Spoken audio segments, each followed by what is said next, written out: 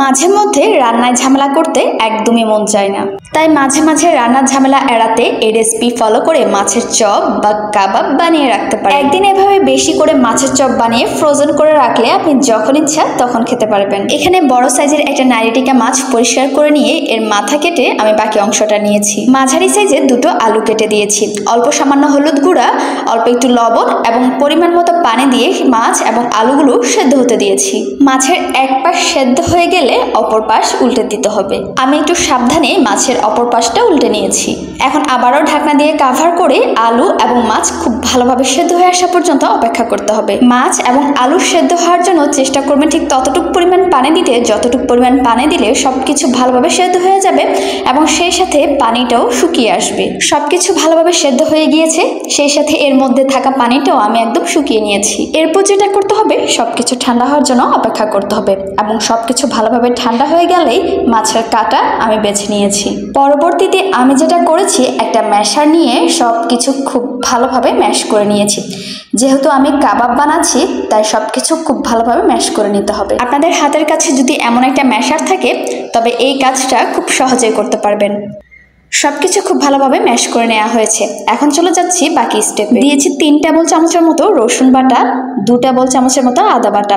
কাবাব বানানোর ক্ষেত্রে মশলার পরিমাণটা বাড়িয়ে দিতে হবে। 4 থেকে 5টা পেঁয়াজ কুচি দিয়েছি, 10-12টা কাঁচামরিচ কুচি দিয়েছি, 3 টেবিল চামচের মতো জিরা ধনিয়া গুঁড়ো দিয়েছি, 2 টেবিল চামচ চিলি ফ্লেক্স দিয়েছি, 1 টেবিল চামচ গরম মশলা, কিছুটা ধনেপাতা কুচি, একটা ডিম এবং সাথে অল্প সামান্য লবণ। যেহেতু লবণ এর আগেও আমি ব্যবহার করেছি তাই এর টেস্ট অনুযায়ী লবণটা ব্যবহার করতে হবে। এই স্টেপে সবকিছু খুব ভালোভাবে মাখিয়ে নিতে হবে।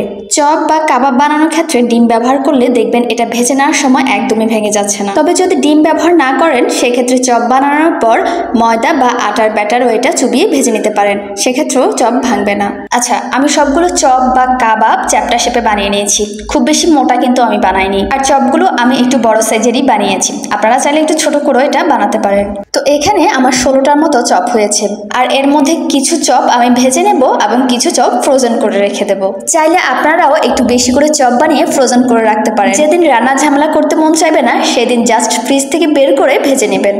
এখন চলে যাচ্ছি চপ ভেজে নেওয়ার কাজে। তো প্যানে আমি অল্প কিছুটা তেল দিয়েছি, আপনারা চাইলে ডুবো তেলও ভাজতে পারেন। অবশ্যই চুলার জালটা মিডিয়ামে রাখবেন। আর হ্যাঁ, এক পাশ ভালোভাবে না হওয়া পর্যন্ত অপর পাশ কিন্তু উল্টাবেন না। চপের এক পাশ ভালোভাবে হওয়ার পর সবগুলো চপ আমি একে একে উল্টে নিয়েছি। এর আগেও আমি আপনাদের সাথে মাছের চপ বানানোর ভিডিও শেয়ার করেছিলাম, যেটা আপনারা অনেক বেশি পছন্দ করেছিলেন। তবে সেদিনের চপ বানানোর রেসিপিটা একটু ব্যতিক্রম ছিল। সবগুলো চপ বা কাবাব একদম পারফেক্টভাবে হয়ে গেছে বলা যায়। তো এখন এ পর্যায়ে আমি সবগুলো চপ নামিয়ে নিয়েছি। মাশাআল্লাহ, মাছের চপগুলো কিন্তু দেখতে অনেক সুন্দর হয়েছে। এভাবে প্লেটে মাছের চপ সাজিয়ে বেশিক্ষণ কিন্তু বসে থাকা যায় না, কি বলেন আপনারা? একটা চপ আমি আপনাদের ভেঙে দেখাচ্ছি। আমি আপনাদের হাইলি রিকমেন্ড করব এভাবে A to Z recipe follow করে বাসায় একবার আপনারা এই মাছের চপ বা কাবাব বানিয়ে দেখবেন। এটার স্বাদ এবং ঘ্রাণে আপনার পুরো বাসা যেন মৌমৌ করবে। এটা খুবই মজা, খুবই মজা। আপনি চাইলে এটা বিকেলে স্ন্যাক্স আইটেম হিসেবে অথবা গরম ভাত দিয়ে কিংবা মেহমান এলে যে কোনো সময়টা সার্ভ করতে পারেন। বাসায় কিন্তু এই মাছের চপটা অবশ্যই ট্রাই করবেন।